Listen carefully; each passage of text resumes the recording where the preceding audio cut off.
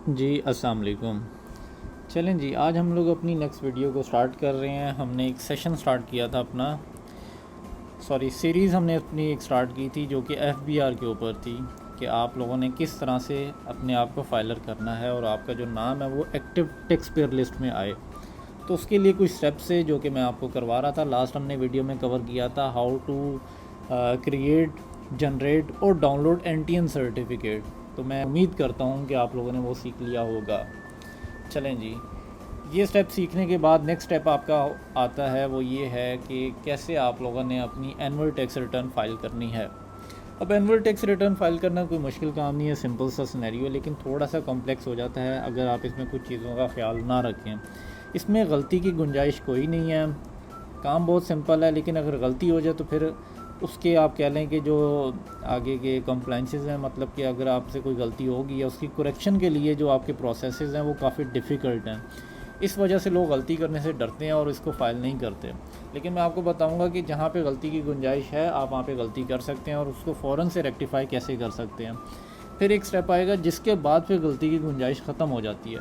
तो मैं आपको इंशाल्लाह कोशिश करूँगा कि सारी की सारी चीज़ें आपको step by step easy way में समझाऊँ।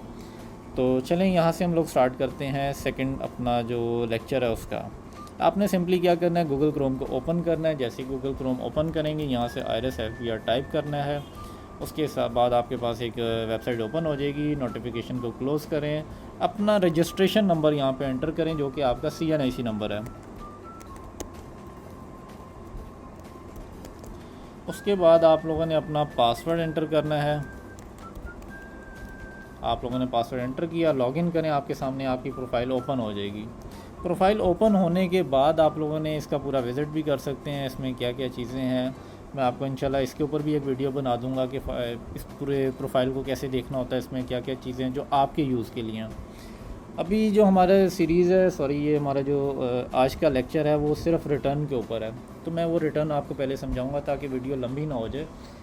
रेलेवेंट वीडियो रेलेवेंट नॉलेज के अकॉर्डिंगली हो, ताकि इसमें यह लेफ़्ट राइट चीज़ें इतनी इन्वॉल्व ना करूं, ताकि जो लेफ़्ट राइट चीज़ें वो भी एक अपनी आप कह लें कि इंपॉर्टेंस रखती है। उसके ऊपर मैं सेपरेट वीडियो बनाऊंगा जिसके अंदर मैं आपको पूरे डैशबोर्ड का बताऊंगा कि ये सारी चीज़ें क्या हैं, इसको कैसे यूज़ करना है, डिक्लेरेशन क्या है, एसेट डिक्लेरेशन क्या है, रेक्टिफिकेशन क्या है, अपील्स क्या है, रिफ़ंड क्या है, विद होल्डिंग, एडवांस टैक्स, ये सारी चीज़ें क्या हैं। ये जो इतने सारे टैब्स बने हुए हैं इसमें क्या चीज़ें हैं, ये ड्राफ्ट, आउटबॉक्स, कंप्लीटेड टास्क, ये क्या चीज़ें हैं, इस सारे के बारे में मैं एक वीडियो बनाऊंगा आपके लिए ताकि आप उसमें सारी चीज़ें इंशाल्लाह कवर कर लेंगे। अभी हम लोग चल रहे थे अपने नोट्स के ऊपर। नोट्स में हम लोगों ने सेकंड हमारा जो स्टेप है कि आपने अपनी इनकम टैक्स रिटर्न फाइल करनी है। इनकम टैक्स रिटर्न फाइल करने का बिल्कुल आसान सा तरीका है, लेकिन उससे पहले एक चीज़ मैं आप लोगों को डिस्कस करना चाहूँगा आपके साथ, वो ये कि आपको डॉक्यूमेंट्स क्या क्या रिक्वायर हैं अपनी इनकम टैक्स रिटर्न जमा करवाने के लिए। देखें, सबसे पहले मैं आपको उन लोगों के बारे में बताऊंगा जिनके लिए कोई डॉक्यूमेंट्स रिक्वायर ही नहीं है, सिंपल सी रिटर्न है, बिल्कुल स्ट्रेट फॉरवर्ड है। वो कौन सी? कोई ऐसा इंडिविजुअल जिसकी पूरे साल में सैलरी 50,000 से ऊपर गई ना हो। हर महीने उसकी जो सैलरी आई है कभी 35,000, कभी 40,000, कभी 30,000, कभी 45,000, कभी 50,000, कभी फिर 45,000, मतलब 50,000 को उसकी सैलरी ने क्रॉस ही नहीं किया। तो भाईजान ऐसे बंदे को कोई डॉक्यूमेंट मेंटेन करने की ज़रूरत नहीं है, ना ही सबमिट करवाने की ज़रूरत है सैलरी को लेकर, ठीक है। दूसरा, एनुअल टोटल सैलरी जिसकी 6 लाख से कम हो। अब कोई ऐसा बंदा जिसने, अब मैं आपके सामने ना 2 सिनेरियोज़ बना देता हूँ, बेहतर आप लोग सीख लें, आप लोगों की बेटर अंडरस्टैंडिंग के लिए है। यहाँ से हम लोग एक शीट को ओपन करते हैं, ठीक है। ये ब्लैंक सी शीट निकाली। बेहतर आप लोग थोड़ा सा डीपली अच्छी तरीके से सीख लें ताकि आप ही के काम आएगी। इस पे मैं कोई सा भी टाइटल रख देते हैं हम लोग कि भाई हम लोग सीख क्या रहे हैं।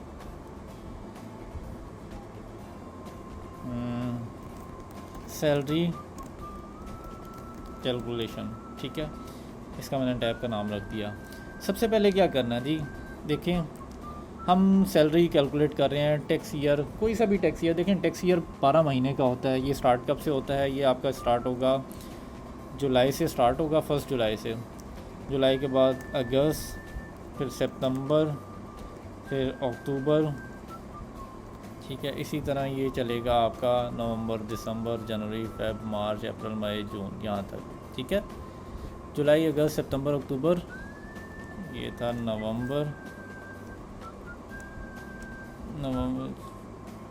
अक्टूबर, नवंबर, दिसंबर, जन, फेब, मार्च, अप्रैल, मई और ये जून।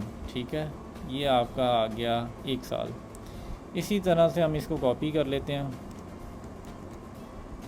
हम इसको यहाँ पेस्ट कर लेते हैं। ठीक है, तो ये बन गए आपके 12 महीने। मैं आपको 2 केसेस बता रहा हूँ। ठीक है, ये केस 1 मैं बना लेता हूँ। ये आपका है जी केस नंबर 1, केस नंबर 1 आ गया। और जनाब ये आपका है केस नंबर 2। ठीक है, ये वो केसेस मैंने बनाए हैं जिनको कोई डॉक्यूमेंट्स मेंटेन करने की ज़रूरत नहीं है। ठीक हो गया, इसको हम लोग कलर दे देते हैं कोई सा भी। ये येलो दे दिया मैंने इसको, और इसको मैं दे देता हूँ ठीक है, ग्रीन कर देते हैं। ठीक है, जुलाई में लेट से मेरी सैलरी है 30,000। ठीक है, यहाँ पे भी मेरी 30,000 सैलरी है, यहाँ पे भी 30,000 मेरी सैलरी है, यहाँ पे मेरी 35,000 होगी जी। मैं जब इंक्रीमेंट लग गया यहाँ पे भी 35,000 मेरी सैलरी रही, इधर भी सेम मेरी ये सैलरी रही। यहाँ पे आके मेरी 40,000 होगी ये सैलरी, इधर भी मेरी 40,000 सैलरी है। ठीक है, और साल के एंड पे जाके मेरी 45,000 सैलरी हो गई है। ठीक है, जैसे ही साल क्लोज़ हुआ है 30 जून को, मेरी सैलरी जो मैंने लॉस विड्रॉ करवाई है 45,000 थी। मैं इसको टोटल क्लब भी कर लेता हूँ। ठीक है, लेकिन मैं ये बाद में करूँगा ताकि आप लोगों को मैं समझा सकूँ कि मैंने सारी चीज़ें क्यों इस तरह से की हैं। देखें, ड्यूरिंग द ईयर कोई भी ऐसा महीना नहीं है जहाँ पे मेरी सैलरी 50,000 हुई हो या 50,000 को एक्सीड किया हो। ठीक है, तो मैं यहाँ पे इसको कैलकुलेट करता हूँ। ठीक है, ये मैंने इसको सम अप किया। मेरी जो टोटल साल के एंड पे जो सैलरी बन रही है वो आप देखें, टोटल मेरी सैलरी कितनी बन रही है 4,40,000 रुपये, जो कि जो मेरे टैक्स लाइबिलिटी का स्लैब है उससे कम है। टैक्स लाइबिलिटी कब स्टार्ट होती है? टैक्स लाइबिलिटी आपकी स्टार्ट होती है आफ्टर सेडिंग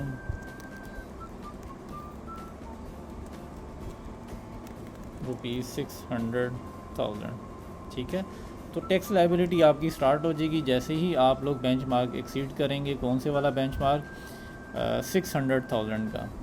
ठीक हो गया, तो ये चीज़ें आप लोगों ने इसको थोड़ा सा ये कर लेते हैं। ठीक है, यहाँ तक क्लियर है? टैक्स लाइबिलिटी आपकी स्टार्ट हो जाएगी जैसे ही आप 6 लाख को एक्सीड करेंगे। यहाँ पे आपका देखें 4,40,000 आ रहा है ये, और ये 6 लाख, तो 6 लाख से आपकी कम है सैलरी, कोई टैक्स की ज़रूरत नहीं है। इसी तरह मैं यहाँ पे आ जाता हूँ। यहाँ पे मेरी जी सैलरी थी 50,000, यहाँ पे मेरी सैलरी आ गई 70,000। उसके बाद जी मुझे 2 महीने मैंने कोई काम ही नहीं किया, सैलरी मेरी जॉब छूट गई, यहाँ पे भी मैंने कोई काम नहीं किया। फिर मुझे जॉब मिली, 25,000 की सैलरी मैंने यहाँ पे काम किया, यहाँ पे मैंने 35,000 सैलरी इनसे विड्रॉ की। यहाँ पे मैं फिर 20,000 पे आ गया, सॉरी 20,000। ठीक है, 20,000, फिर यहाँ पे 25,000। मतलब एक रैंडम मैं आपको केस सिनेरियो बना के दे रहा हूँ। ठीक है, यहाँ पे मेरी 30,000 की सैलरी है, यहाँ पे फिर मैंने जॉब छोड़ दी, यहाँ पे मुझे सैलरी मिली फिर 25,000 की। ठीक है, ये 25,000 की सैलरी। अब मैं इसका टोटल करता हूँ, यहाँ पे टोटल कितना बन रहा है इसका मेरा। ठीक है, यहाँ पे अब ये देखें कि मेरी 50,000 से सैलरी एक्सीड कर रही है, यहाँ पे 50,000 से भी एक्सीड किया, देखें यहाँ पे 70 आ गई, 50 से एक्सीड किया इसने। उसके बाद ड्यूरिंग द ईयर एक दफ़ा इसने 50 को एक्सीड कर दिया। मैं चाहूँ तो 2 दफ़ा भी कर सकता हूँ, चले मैं इसको भी 70 कर देता हूँ। ठीक है, ये 70,000 क्या मैं इसको 80 कर देते हैं। ठीक है, इसको मैंने 80 कर दिया। इस टाइम मेरी 0 सैलरी थी, इसमें भी मेरी 0 सैलरी थी। हाँ ठीक है, तो ये मेरी टोटल सैलरी है। इस महीने भी मैंने कुछ नहीं कमाया। अब मैं यहाँ पे क्लब करता हूँ कि मेरी सैलरी बन क्या रही है। मैं उम्मीद कर रहा हूँ आप सब लोग इस चीज़ से क्लियर कर रहे हैं, मतलब कॉन्सेप्ट्स आपके क्लियर हो रहे हैं। जब मैंने टोटल किया तो मेरी सैलरी बन गया 5,05,000, मतलब जो कि ये भी कम है किससे, 6 लाख से। चले मैं यहाँ पे एक और सैलरी डाल देता हूँ 20,000। लेट से मैंने कहीं और से भी 20,000 कमाया, तब भी मेरी 6 लाख को क्रॉस नहीं कर रही। तो ये 2 सिनेरियो जहाँ पे मेरी सैलरी 6 लाख से कम है, वहाँ पे मेरी कोई टैक्स लाइबिलिटी नहीं है।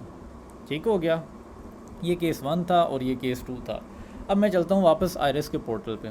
ये मेरा डैशबोर्ड ओपन था। मैंने क्या करना भाई, देखिए मैं सैलरी की रिटर्न जमा करवा रहा हूँ तो मैं सैलरी पे क्लिक करूँगा। मेरा कोई और बिज़नेस नहीं है, मैं सिर्फ सैलरी ही कमाता हूँ जिसको मैं आगे खर्च करता हूँ।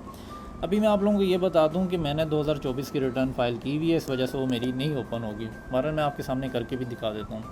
ये मैंने 24 पे क्लिक किया, यहाँ मैंने कंटिन्यू किया। देखें ये एरर दे देगा, कहेगा कि भाई देखें आपकी रिटर्न पहले से ही फाइल हुई पड़ी है, ठीक है, या तो वो फाइल हुई हुई है या वो ड्राफ्ट में पड़ी हुई है। तो मेरी रिटर्न फाइल हुई हुई है, वो मैं कैसे चेक करूँगा, मैं यहाँ पे कंप्लीटेड टास्क में आके चेक करूँगा जी। तो 2023 की भी फ़ाइल है, 2024 की भी मेरी फ़ाइल हुई पड़ी है। ये डिक्लेरेशन के अंदर ये देखें 24 की भी मेरी फ़ाइल है और 23 की भी मेरी फ़ाइल हुई पड़ी है।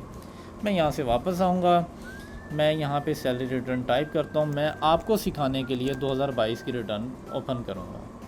जैसे ही मैं 22 पे क्लिक करूँगा ये मेरी रिटर्न ओपन हो जाएगी, क्योंकि हाँ ये मैंने फ़ाइल नहीं की हुई। प्रीवियस पास्ट में जाके आप कुछ भी फ़ाइल कर सकते हैं, फ्यूचर में कोई फ़ाइल नहीं कर सकते हैं, ठीक है। अगर मैं वहाँ पे 2025 लिखता तो वो मुझे एरर दे देता, वो कहता कि नहीं अभी वो टैक्स ईयर स्टार्ट ही नहीं हुआ, तो कैसे आप फाइल करेंगे, ठीक है। चलें, यहाँ पे मैंने अपनी सैलरी को टाइप करना है। मेरी टोटल सैलरी यहाँ से मैंने उठानी है। किधर से मैंने उठानी है जी, मेरी एक कैलकुलेशन हुई पड़ी है। जैसे फॉर एग्जांपल यहाँ पे मैं केस 1 उठा लेता हूँ, 4,40,000 मेरी टोटल सैलरी थी। तो मैंने यहाँ पे आके सिंपली लिखा 4,40,000 मेरी टोटल सैलरी जो मैंने पूरे साल में कमाई, लिख दिया मैंने। उसके बाद क्या मुझे कोई अलाउंस मिला, अगर तो मिला वो यहाँ पे लिख दें। जैसे लेट से मुझे मिसाल के तौर पर 10,000 का अलाउंस भी मिला, मैंने कुछ ऐसे एक्सपेंसेस किए जिस पे मुझे रीइंबर्समेंट मिली, वो 5,000 हो गए। इसके अलावा मुझे इनमें से कोई बेनिफिट नहीं मिला। ये बेसिकली सारे बेनिफिट्स हैं नीचे 4, ठीक है। ये आपकी टोटल सैलरी है। इसके बाद आपने कैलकुलेट पे क्लिक करना है। कैलकुलेट पे जैसे ही क्लिक करेंगे आपका ये पूरा कैलकुलेशन कंप्लीट हो जाएगी इस पेज की। अब क्या होगा, जैसे ही आप कैलकुलेट पे क्लिक करते हैं ना, आपकी ये पूरी प्रोफाइल अपडेट हो जाती है लेफ़्ट वाली। आपने यहाँ से कैलकुलेट किया, आपकी 4,55,000 पूरे साल की सैलरी बन गई। उसके बाद इन सबको मैं इग्नोर करता हुआ डायरेक्ट आऊँगा टैक्स चार्जेबल के ऊपर। टैक्स चार्जेबल के अंदर मैं जाऊँगा कंप्यूटेशन के ऊपर। यहाँ पे जाके मैं चेक करूँगा क्या मेरे ऊपर कोई टैक्स लायबिलिटी बन रही है। अगर तो यहाँ विद होल्डिंग इनकम टैक्स में कुछ आ रही है फिगर, लाइक कोई भी फिगर है, तो वो आपकी यहाँ पे भी शो होगी एडमिटेड इनकम टैक्स के अंदर। लेट्स से यहाँ पे शो होता है 500, तो सबसे पहले उस 500 की यहाँ पे PSID आ रही होगी इस साइड पे, वो आपको पे करनी पड़ेगी। जब आप पे करेंगे तो फिर आपकी ये यहाँ पे इनकम टैक्स रिटर्न जमा होगी। लेकिन ये सिनेरियो बात का है। अभी मैंने आपको स्टार्ट में बताया कि आपकी जो 2 केसेस में मैंने आपको दिखाए हैं, ये वाले 2 केसेस, इनमें दोनों में सैलरी जो सी है वो 6 लाख से कम है। तो इसको सामने रखते हुए आपका कोई टैक्स नहीं है, आपने कुछ भी लायबिलिटी पे नहीं करनी। सिंपली यहाँ पे कैलकुलेट का बटन को दबाया और उसके बाद आप वेल्थ स्टेटमेंट में गए। वेल्थ स्टेटमेंट में जाके आपने उनको बताना है कि देखें भाई मैंने जो जिस घर में रह रहा था उसका मैंने रेंट पे किया, लेट से मैंने पे किया। आप कोई भी रेंट आप बता दें कि आपने 2,000 पर मंथ अगर रेंट पे किया तो 12 महीनों का 24,000 रेंट बन गया, ठीक है। देखिए मैंने कोई टैक्स पे किया नहीं, मैंने कोई टैक्स नहीं पे किया। अगर पे किया तो आप वो यहाँ पे लिख सकते हैं, ठीक है। उसके बाद आ जाता है जी, आपने बताना है कि व्हीकल, मैं भाई एक बाइक रखता हूँ, गाड़ी रखता हूँ, उसकी मेंटेनेंस के ऊपर एक अच्छा खासा खर्चा लगे। लेट से आप कह लें कि पर मंथ मेरा 1,000 रुपया मेरी बाइक खर्चा ले जाती है, तो 12,000 आपने बाइक के ऊपर खर्चा किया, ठीक है, उसकी मेंटेनेंस के ऊपर। ट्रैवलिंग, सर मैं पूरे साल के अंदर बसेस पे सफ़र करता रहा हूँ, तो मैंने बसेस का किराया पे किया है टिकट्स की फॉर्म में, वो मैंने कितना पे किया है, लेट से मैंने पे किया है। मैं ऑन एवरेज बसेस पे, अगर तो मुझे कंफर्म याद है कि मैंने सिर्फ साल के अंदर 4-5 दफ़ा ट्रैवल किया था, और उस ट्रैवलिंग कॉस्ट जो मेरी टोटल ट्रैवलिंग कॉस्ट थी, अगर वो मैं प्रॉपरली कैलकुलेट कर सकता हूँ तो हाँ वो मैं पूरी ट्रैवलिंग कॉस्ट लिख दूँगा कि हाँ मेरी इतनी ट्रैवलिंग कॉस्ट आई है। लेकिन अगर मुझे नहीं पता तो मैं ऑन एवरेज लिखूँगा कि भाई मैं महीने में कितनी दफ़ा ट्रैवल करता हूँ, उस पर कितनी कॉस्ट आती है। लेट से मैं रोज़ाना तो ट्रैवल नहीं करता, हफ़्ते में 1 दफ़ा ट्रैवल करता हूँ, उस पर मेरी 500 की कॉस्ट आ जाती है। तो एक हफ़्ते में 500 की कॉस्ट है, तो एक महीने में 4 हफ़्ते होते हैं, तो 4 को 5 से मल्टीप्लाई करें तो 2,000 मेरी पर मंथ कॉस्ट है ट्रैवलिंग की, जो मैं बसेस से ट्रैवल करता हूँ। और इसी तरह पूरे साल में अगर 12 महीने हैं तो 2,000 महीने की है, तो 2,000 मल्टीप्लाई बाय 12 आपकी 24,000 ट्रैवलिंग फ़ी आप कह लें कि एक्सपेंस आ गया। उसके बाद आपका बिजली के बिल क्या हैं, आप कह लें कि भाई मैंने बिजली के जो बिल पे किए हैं, आप या तो बिल से कैलकुलेट कर लें, अगर वो नहीं अवेलेबल तो आप एक ऑन एवरेज उसके बिल्स को कैलकुलेट कर लें। मैंने लेट से 1,000 के हिसाब से कैलकुलेट किया, 12,000 मेरा बिजली का बिल बन गया। ये मैं आपको एक ऑन एवरेज बता रहा हूँ, यकीनन बिल की अमाउंट इससे ज़्यादा हो सकती है, ये वेरी कर सकता है केस टू केस। उसके बाद वाटर पे आपने कोई एक्सपेंस वगैरह पे किया वो आप लिख दें। गैस के ऊपर आपने टेलीफोन, आपका टेलीफोन कौन सा, आपका मोबाइल फ़ोन के ऊपर ऑन एवरेज आप कितने का लोड करवाते हैं या आप मंथली पैकेज लगवाते हैं। लेट से आप 1000 रुपये का मंथली पैकेज करवाते हैं, आपने पूरे साल में 12 दफ़ा पैकेज एक्टिव किया होगा तो आपने 12,000 लिख दिया। आपने कोई एसेट्स की इंश्योरेंस करवाई हुई है वो लिख दें। आपको मेडिकल के ऊपर कोई ख़र्चा किया वो लिख दें। एजुकेशनल ख़र्चा कोई है वो लिख दें। क्लब के ऊपर आपने कोई ख़र्चा पे किया वो कर दें। फंक्शंस गैदरिंग, हाँ जी भाई मेरी काफ़ी सारे फंक्शंस आए थे, कुछ शादियाँ आई थी तो मैंने वहाँ पे, कुछ बर्थडेज़ आई थी वहाँ पे मैंने ख़र्चा किया। लेट से मैंने टोटल तमाम साल, पूरे साल के अंदर कोई 2-4 शादियाँ, 4-5 बर्थडेज़, उनको मिलाकर जो मेरा ख़र्चा हुआ था वो हुआ था 45,000, वो मैंने यहाँ पे लिख दिया। उसके बाद मेरे घरेलू ख़र्चे कितने हैं वो मैं यहाँ पे लिख दूँगा। भाई मेरे घर के अंदर तकरीबन जो मेरी सैलरी आती है उसमें से मैंने, अगर मेरी 40,000 की सैलरी आती है लेट से, तो मेरा 20,000 ख़र्चा घर का हो जाता है। तो 20,000 मल्टीप्लाई बाय 12 तो कितना बन गया, 2,40,000। तो मेरे घर का जो सालाना ख़र्चा मैंने जिसमें कंट्रीब्यूट किया वो 2,40,000 बन रहा था। हाँ, ये जो कॉलम है ना ये वो इसलिए है कि अगर आपका ख़र्चा पूरा नहीं हो पा रहा या आपकी फैमिली आपके ख़र्चे में कंट्रीब्यूट करती है तो तब आपने ये वो चीज़ यहाँ पे लिखनी है। सिंपली आपने अब ये सब कुछ फिल करने के बाद कैलकुलेट का बटन दबाया, जैसे ही कैलकुलेट करेंगे ये एक फ़िगर आ जाएगी आपकी, ठीक है, कि भाई आपने जो टोटल साल में पैसे कमाए हैं उसमें से इतने पैसे खर्च हो चुके हैं। उसके बाद आप क्या करेंगे, पर्सनल एसेट्स में आ जाएंगे। पर्सनल एसेट्स में आप ये बताएंगे कि भाई मेरे पास कैश भी पड़ा हुआ है। कैश लेट से मेरे पास कितने का पड़ा हुआ है, वो मेरे पास पड़ा हुआ है, मैं आपको इसका भी सिंपल सा तरीका बता दूं। सैलरी आपकी आई है 4,55,000। मैं यहाँ पे एक छोटा सा कैलकुलेटर निकालता हूँ। 4,55,000 मेरी सैलरी आई है साल की, ठीक है। यहाँ मैं लिख भी देता हूँ सैलरी मेरी आई है, उसमें से मेरे पास कैश लेट से पड़ा हुआ है, मैं बल्कि इसमें लिखता हूँ एक्सपेंस, ठीक है। मैंने एक्सपेंस कितना किया, मैंने इनको बताया कि भाई मेरा जो एक्सपेंस हुआ है वो हुआ है टोटल पर्सनल एक्सपेंस, मेरा टोटल एक्सपेंस हुआ है 369,000 का। तो मैं यहाँ पे लिखता हूँ 369,000 मेरा एक्सपेंस हो चुका है। तो बाकी मेरे पास कितने पैसे बचे होंगे, ठीक है। कैश मेरे पास कितना रह गया, दिस माइनस दिस, तो मेरे पास कैश रह गया 86,000 का।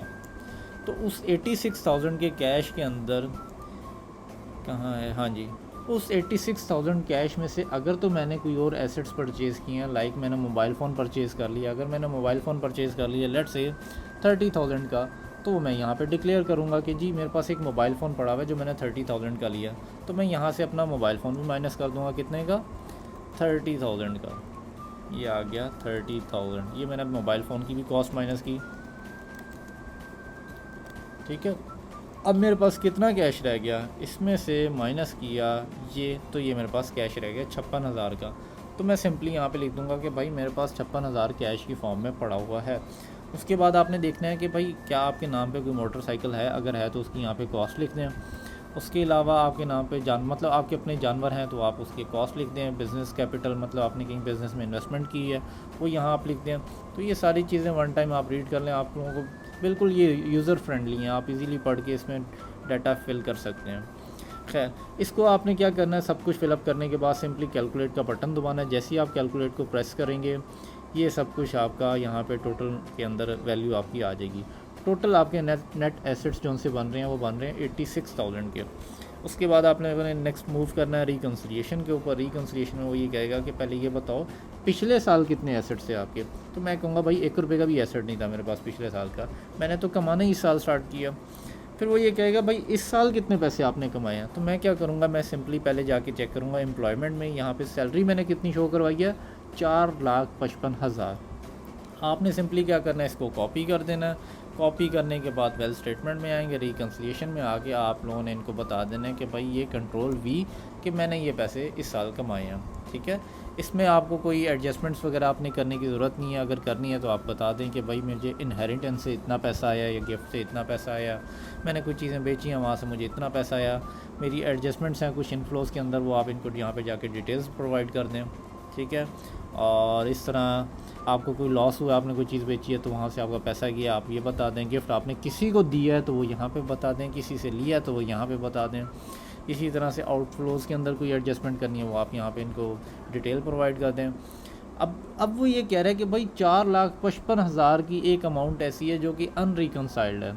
अब वो अनरिकनसाइल्ड क्यों है, अब हम चेक करेंगे कि क्यों अनरिकनसाइल्ड है, ठीक है, यहाँ पे आपने कैलकुलेट का बटन दबाया था, ये आपकी ज़ीरो होगी। देखिए वो अनरिकनसाइल्ड क्यों थी, मैंने यहाँ पे 4,55,000 इस साल की सैलरी लिखी, लेकिन लिखने के बाद मैं जब कैलकुलेट नहीं करूँगा तो वो अनरिकनसाइल्ड ही रहेगी। चले मैं दोबारा करके दिखाता हूँ। लेट से ये फिगर थी ना, मैंने इसको इरेज किया, अब मैंने कैलकुलेट का बटन दबाया। जब मैंने कैलकुलेट का बटन दबाया तो वो फिगर दोबारा से यहाँ पे आ गई। वो कह रहा है कि भाई ये 4,55,000 आपके पास कहाँ से आया जो आपने ख़र्च भी कर दिया। ठीक है, तो आपने उसको बताना है कि भाई देखें पिछले साल कोई पैसे नहीं थे, इस साल मैंने पैसे कमाए हैं और वो इतने ही पैसे जो मैंने कमाए हैं। तो कहेगा ठीक है, हाँ इतने पैसे आपने कमाए हैं, उसमें से इतने खर्च किए हैं, पीछे इतने बच गए, तो आपकी अनरिकनसाइल्ड अमाउंट कोई भी नहीं रही। जैसे ये ज़ीरो होगा आपने क्या करना है, यहाँ पे जाके प्रेस करना है सेव का बटन, इस पर आप सबमिट पे प्रेस करेंगे। यहाँ पे सिंपली आपने अपना पिन एंटर करना, आपकी वो स्टेटमेंट सबमिट हो जाएगी। क्योंकि मुझे ये सबमिट करने की ज़रूरत नहीं है, क्योंकि मेरे एक्चुअल फिगर्स नहीं है, ये मैं सिर्फ आपको समझाने के लिए बता रहा था, इसलिए मैं इसको सबमिट नहीं कर रहा। आप लोगों ने सिंपली इसको सबमिट कर देना अपना पिन एंटर करके। मैं यहाँ से इसको कैंसिल करूँगा और क्लोज़ करूँगा, और यहाँ जाके मैं इस ड्राफ्ट को डिलीट कर दूँगा, क्योंकि ये मैंने सिर्फ आपको समझाने के लिए बनाई थी। क्लियर। अब मैं उम्मीद करता हूँ आप लोगों को ये सब कुछ समझ आ गया होगा। पिन जब आप एंटर करेंगे, एंटर करने के बाद आप लोग कंप्लीटेड टास्क के अंदर उस रेलेवेंट फ़ाइल को देख रहे होंगे, रजिस्ट्रेशन नहीं डिक्लेरेशन के अंदर। यहाँ पे वो आपकी 2022 की भी फ़ाइल आ रही होगी। तो ये थी आज की वीडियो। अब आप ये सोच रहे होंगे मेरी 2023 से ही क्यों फाइल्स नज़र आ रही हैं, क्योंकि 2023 से पहले मैं पाकिस्तान में नहीं था, मैं यूके में था। तो वहाँ से मैंने 2023 में पाकिस्तान वापस आया, और पाकिस्तान वापस आने के बाद कुछ बिज़नेस एक्टिविटीज़ की हैं, तो बस आप कह लें कि ये उसके बाद से मैंने ये फाइलिंग स्टार्ट की है। तो ये था हमारा आज का लेक्चर। मैं उम्मीद करता हूँ इंशाल्लाह आप सब लोगों को इसकी समझ आ गई होगी, और आप लोगों अपनी टैक्स रिटर्न फाइल करना सीख गए होंगे। ये जो मैंने आज की वीडियो में टैक्स रिटर्न फाइल करना सिखाया है, ये वो लोग हैं जिनकी सैलरी 6 लाख से कम है। ठीक है, तो ये आज की वीडियो थी। इसको आप लोग एहतियात से देखें, दोबारा देखें, 3 दफ़ा देखें। जहाँ कोई मसला है आप लोग मुझे अप्रोच कर सकते हैं कमेंट सेक्शन के अंदर। तब तक के लिए अपना ख्याल रखिएगा। अल्लाह हाफ़िज़।